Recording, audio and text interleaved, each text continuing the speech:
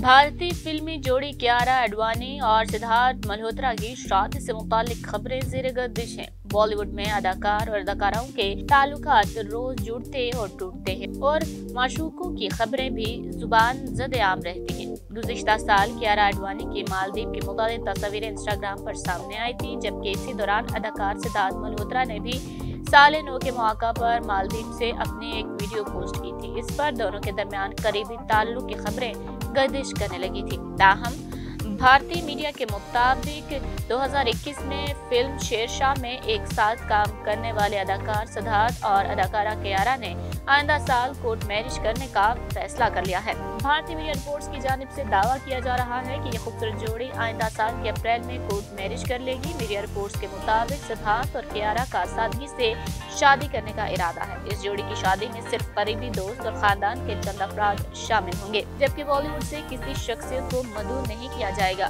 कियारा और सिद्धार्थ मल्होत्रा पहले court marriage करेंगे और बाद अपनी शादी की खुशी में एक सादा सी दावत का एहतमाम करेंगे, जो कि दिल्ली में होगी। याद रहे कि कियारा से अपने ताल्लुक से मुतालिक सिद्धार्थ मल्होत्रा खुलकर इजहार कर चुके हैं। सिद्धार्थ का एक इंटरव्यू के दौरान बताना था कि मेरे और कियारा के दरमियान दोस्ती से बढ़कर रिश्ता है। वाज़ेह रहे कि जोड़ी में फिल्म शेरशाह के बाद कुर्बतें बढ़ी थी।